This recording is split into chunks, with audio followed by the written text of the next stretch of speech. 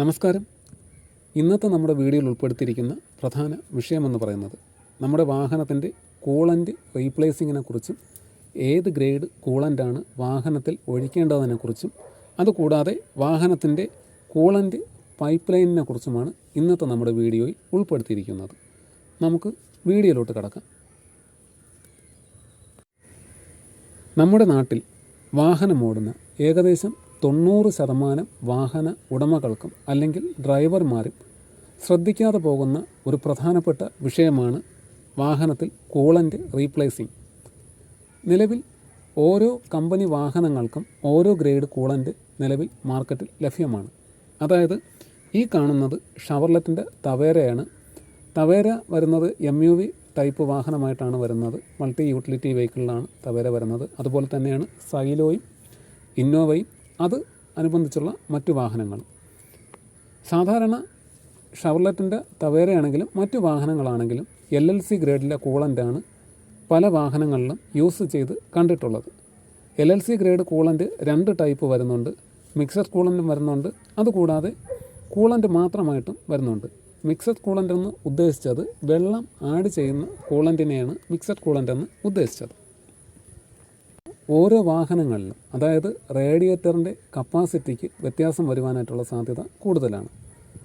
ഈ വാഹനത്തിന് 7 ലിറ്ററാണ് റേഡിയേറ്ററിൻ്റെ കപ്പാസിറ്റി വരുന്നത്. സൈലോ പോലുള്ള വാഹനങ്ങൾക്ക് 8 ലിറ്ററും മറ്റു വാഹനങ്ങൾക്ക് അതിൻ്റേതായ വ്യത്യാസങ്ങളും വരുന്നുണ്ട്. നമ്മുടെ വാഹനത്തിൽ റേഡിയേറ്റർ കൂളൻ്റ് റീപ്ലേസ് ചെയ്യുന്ന സമയത്ത് നമുക്ക് തന്നെ തീരുമാനമെടുക്കാം. മിക്സഡ് കൂളൻ്റ് ഒഴിക്കണമോ അതോ സാധാ കൂളൻ്റ് ഒഴിക്കണമെന്ന്. സാധാ കൂളൻ്റ് എന്ന് ഉദ്ദേശിച്ചത് വെള്ളം ആഡ് ചെയ്യാതെ ഒഴിക്കുന്ന കൂളൻ്റിനെയാണ് സാധാ കൂളൻ്റ് എന്ന് പറയുന്നത്. മിക്സഡ് കൂളൻ്റ് എന്ന് പറയുന്നത് വെള്ളം ആഡ് ചെയ്യുന്ന കൂളൻ്റിനെയാണ് മിക്സഡ് കൂളൻ്റ് എന്ന് പറയുന്നത്. 2 ടൈപ്പ് കൂളൻ്റ് വരുന്നുണ്ട്. അതുകൊണ്ടാണ് ഈ കാര്യം എടുത്തു പറഞ്ഞത്. പലരും ശ്രദ്ധിക്കാറില്ല. വാട്ടർ ആഡ് ചെയ്യാത്ത കൂളൻ്റിലും പലരും വെള്ളം ഒഴിച്ച് കൂളൻ്റ് ടോപ്പപ്പ് ചെയ്യുന്നത് കണ്ടിട്ടുണ്ട്. ഒരിക്കലും അങ്ങനെ ചെയ്യരുത്. അതിൻ്റെ ഡിസ്ക്രിപ്ഷനും കാര്യങ്ങളും വായിച്ച് നോക്കി മനസ്സിലാക്കിയ ശേഷം മാത്രമേ കൂളൻ്റ് ഒഴിക്കുന്ന സമയത്ത് വെള്ളം ആഡ് ചെയ്യുവാൻ പാടുള്ളൂ. പല വർക്ക്ഷോപ്പിലും ബാറ്ററി വെള്ളം യൂസ് ചെയ്യുന്ന കണ്ടിട്ടുണ്ട്, അല്ലെങ്കിൽ ഡിസ്റ്റിൽഡ് വാട്ടർ യൂസ് ചെയ്യുന്ന കണ്ടിട്ടുണ്ട്. ചിലർ കുപ്പി വെള്ളം ഒഴിക്കുന്നതും കണ്ടിട്ടുണ്ട്. അതിൻ്റെ ഡിസ്ക്രിപ്ഷനിൽ, അതായത് നമ്മൾ ഏത് കൂളൻ്റാണോ റീപ്ലേസ് ചെയ്യുന്നത് ആ കൂളൻ്റിൻ്റെ വാങ്ങിക്കുന്ന കൂളൻ്റിൽ ഡിസ്ക്രിപ്ഷനിൽ വ്യക്തമായിട്ട് എഴുതിയിട്ടുണ്ടായിരിക്കും. വാട്ടർ ആഡ് ചെയ്യുന്ന കൂളൻ്റാണോ വാട്ടർ ആഡ് ചെയ്യാത്ത കൂളൻ്റാണോ എന്ന് വ്യക്തമായിട്ട് എഴുതിയിട്ടുണ്ടായിരിക്കും. അത് മനസ്സിലാക്കി കൂളൻ്റ് ടോപ്പപ്പ് ചെയ്യുവാൻ പ്രത്യേകം ശ്രദ്ധിക്കുക.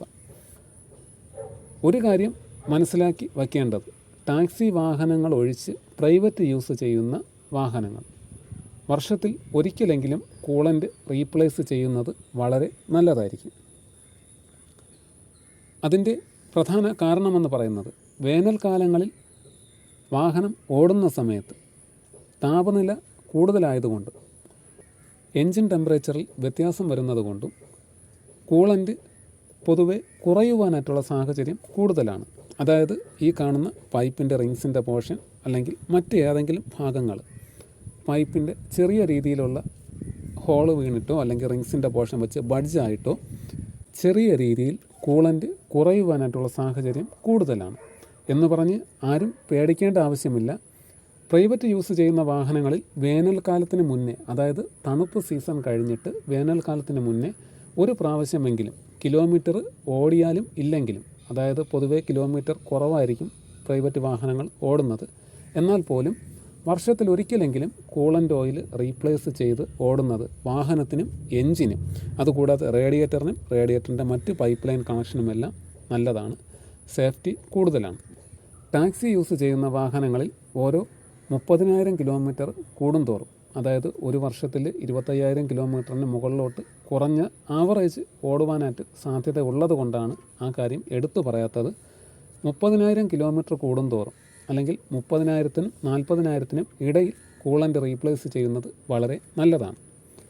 അതിൻ്റെ പ്രധാന കാരണമെന്ന് പറയുന്നത്, കൂളൻ്റ് റീപ്ലേസ് ചെയ്യുന്നത് കൊണ്ടുള്ള ഗുണമെന്ന് പറയുന്നത് നമ്മുടെ വാഹനത്തിൻ്റെ റേഡിയേറ്ററിൻ്റെ സംരക്ഷണം, അതുകൂടാതെ പൈപ്പിൻ്റെ സംരക്ഷണം.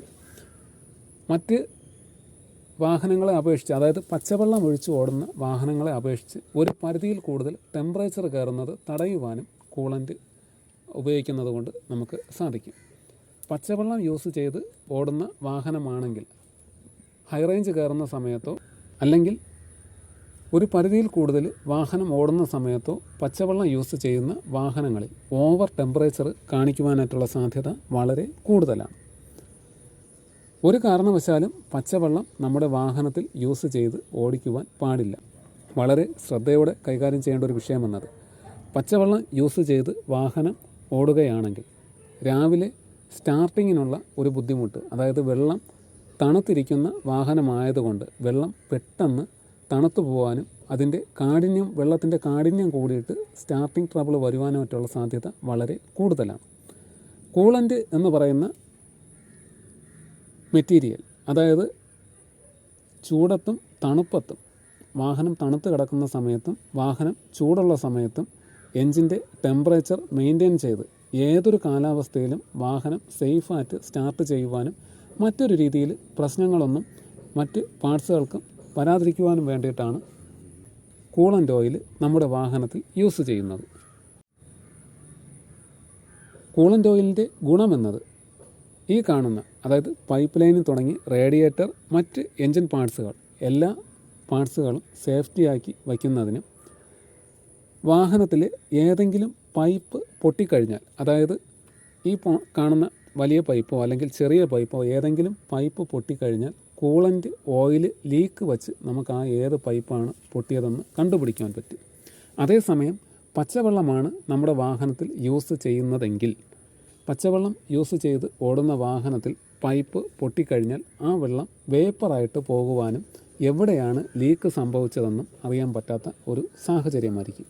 അതായത് വാഹനം ഓടുന്ന സമയത്ത് ഈ റിങ്സിൻ്റെ പോർഷൻ വച്ച് പൈപ്പ് പൊട്ടി എന്നിരിക്കട്ടെ, എൻജിൻ്റെ ടെമ്പറേച്ചറും ഫാനിൻ്റെ കാറ്റിൻ്റെ സ്പീഡും കൊണ്ട് ഏത് ഭാഗത്താണ് ഈ പൈപ്പ് പൊട്ടിയതെന്ന് അറിയുവാനായിട്ട് ബുദ്ധിമുട്ടായിരിക്കും. അതായത് വേപ്പറായിട്ട് പോകുന്നത് കൊണ്ട്, സ്പ്രേയർ പോലെ വേപ്പറായിട്ട് പോകുന്നത് കൊണ്ട് അതിൻ്റേതായ ബുദ്ധിമുട്ടും നമുക്ക് ഏത് പൈപ്പാണ് പൊട്ടിയതെന്ന് കണ്ടുപിടിക്കാനും പറ്റാത്ത ഒരവസ്ഥയായിരിക്കും.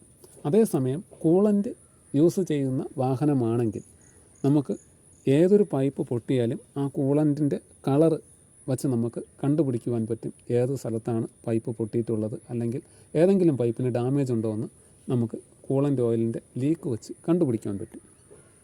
നിർബന്ധമായിട്ടും ഒരു പ്രാവശ്യം കൂളൻ്റ് റീപ്ലേസ് ചെയ്യുന്ന സമയത്ത് നമ്മുടെ വാഹനത്തിൻ്റെ പൈപ്പിൻ്റെ, എൻജിൻ ഹോസ് പൈപ്പിൻ്റെ കണ്ടീഷനും കൂടി നോക്കി ഉറപ്പുവരുത്തേണ്ടതാണ്.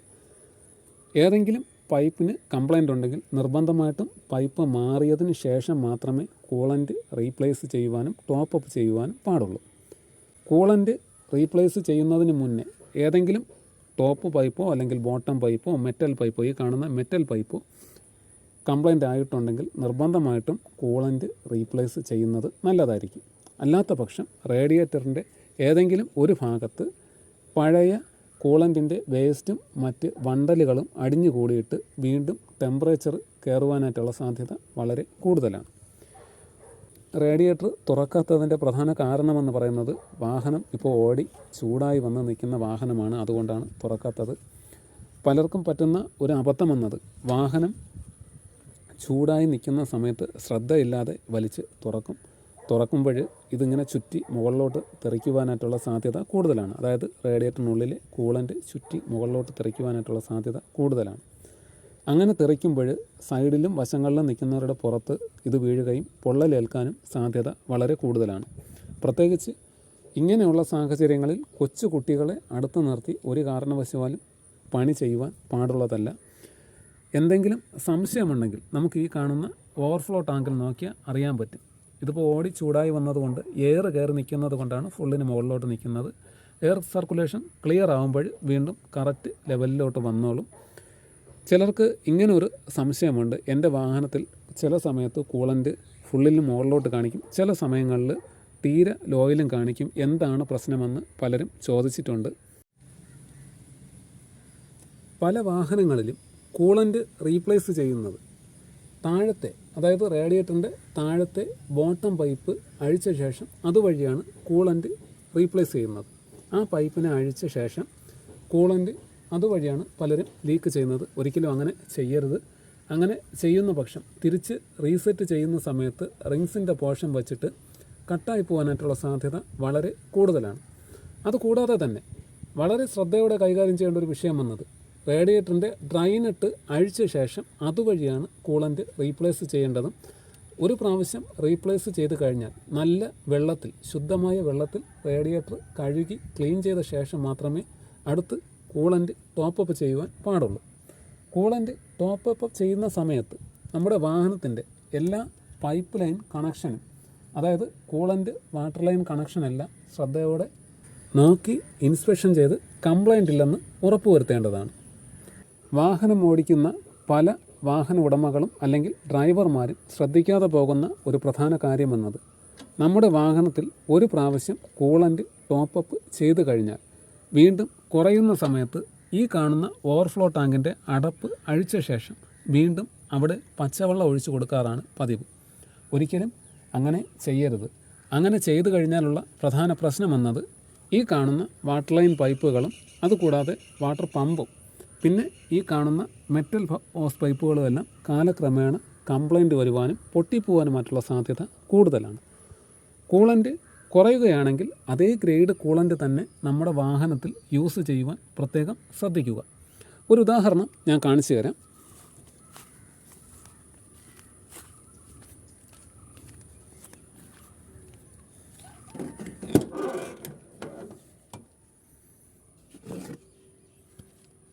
ഈ കാണുന്നത് എൻ്റെ വാഹനത്തിൽ മുൻപ് റീപ്ലേസ് ചെയ്ത കൂളൻ്റാണ്. LLC ഗ്രേഡിലെ കൂളൻ്റാണ്. ഇതിൽ പ്രത്യേകം എഴുതിയിട്ടുണ്ട് ഏത് ടൈപ്പ് വാഹനങ്ങൾക്കാണ് ഇത് യൂസ് ചെയ്യേണ്ടതെന്ന്. അതായത് മുകളിൽ എഴുതിയിരിക്കുന്നത് വായിച്ചു തരാം. ELF genuine coolant LLC is specially formulated long life coolant four all Chevrolet and opal models എന്ന് എഴുതിയിട്ടുണ്ട്. ഇതുപോലെ വ്യക്തമായിട്ട് എല്ലാ കൂളൻ്റിലും എഴുതിയിട്ടുണ്ടായിരിക്കും ഏത് വാഹനത്തിനാണ് അത് യൂസ് ചെയ്യേണ്ടതെന്ന് വ്യക്തമായിട്ട് എഴുതിയിട്ടുണ്ടായിരിക്കും. ഈ കാര്യം പ്രത്യേകം ഈ വീഡിയോ കാണുന്ന നിങ്ങളെല്ലാവരും ശ്രദ്ധിച്ച് മനസ്സിലാക്കുക. ആർക്കും ഒരു രീതിയിലുള്ള പ്രശ്നങ്ങളും വരാതിരിക്കുവാൻ വേണ്ടിയിട്ടാണ് ഈ ഒരു വീഡിയോ ചെയ്തത്. ഇതുപോലത്തെ LLC ഗ്രേഡ് കൂളൻ്റിൻ്റെ വില എന്ന് പറയുന്നത് ഇത് 3-4 വർഷം മുന്നേ ഉള്ളതാണ്. 290 അന്നത്തെ വില. ഇപ്പോൾ ഏകദേശം 300 രൂപയ്ക്ക് മുകളിൽ വിലയുണ്ട്. ഇതുപോലത്തെ ഒരു ക്യാനിൻ്റെ 1 ലിറ്ററാണ്, 1 ലിറ്റർ ക്യാനാണ് വരുന്നത്. 1 ലിറ്റർ ക്യാനിന് ഏകദേശം 290 അന്നത്തെ വിലയായിരുന്നു. ഇന്ന് ഏകദേശം 300-350 രൂപയ്ക്ക് അടുപ്പിച്ച് വിലയുണ്ട്. നമ്മുടെ വാഹനത്തിൻ്റെ കൂളൻ്റിൻ്റെ ഗ്രേഡ് ഇതിൽ വ്യക്തമായിട്ട് എഴുതിയിട്ടുണ്ട്. അതുകൊണ്ടാണ് ഈ എടുത്ത് കാണിച്ചത്. LLC ഗ്രേഡിലെ കൂളൻ്റാണ് നമ്മുടെ വാഹനത്തിൻ്റെ. ഞാൻ മുൻപ് പറഞ്ഞതുപോലെ ഷവർലെറ്റിൻ്റെ തവേരയാണ്. ഈ കാര്യം വ്യക്തമായിട്ട് നോക്കി, ഇതേപോലെ ഡിസ്ക്രിപ്ഷനിൽ വ്യക്തമായിട്ട് എഴുതിയിരിക്കും. അത് നോക്കി മനസ്സിലാക്കി ഉറപ്പ് വരുത്തിയതിന് ശേഷം മാത്രമേ കൂളൻ്റ് റീപ്ലേസ് ചെയ്യുവാൻ പാടുള്ളൂ. വളരെ ശ്രദ്ധയോടെ മനസ്സിലാക്കേണ്ട ഒരു കാര്യം വന്നത് സ്കിൻ അലർജി പോലുള്ള എന്തെങ്കിലും അസുഖമുള്ളവർ പരമാവധി കൂളൻ്റ് യൂസ് ചെയ്യുന്നത് ഒഴിവാക്കുന്നതായിരിക്കും നല്ലത്. അതുകൂടാതെ തന്നെ കൂളൻ്റ് വാഹനം ചൂടായി നിൽക്കുന്ന സമയത്ത് റേഡിയേറ്റർ ക്യാപ്പ് തുറക്കുന്നതും നല്ല ഒരു പ്രവണതയല്ല. പരമാവധി അങ്ങനെ ചെയ്യരുത്. എന്തെങ്കിലും ഓവർ ടെമ്പറേച്ചറോ എന്തെങ്കിലും പ്രശ്നം വരികയാണെങ്കിൽ പരമാവധി അത് തണുത്ത ശേഷം, എൻജിൻ തണുത്ത ശേഷം മാത്രമേ റേഡിയേറ്ററിൻ്റെ ക്യാപ്പ് ഓപ്പൺ ചെയ്യുവാൻ പാടുള്ളൂ. ഇത് പ്രത്യേകം ശ്രദ്ധിക്കുക എല്ലാവരും.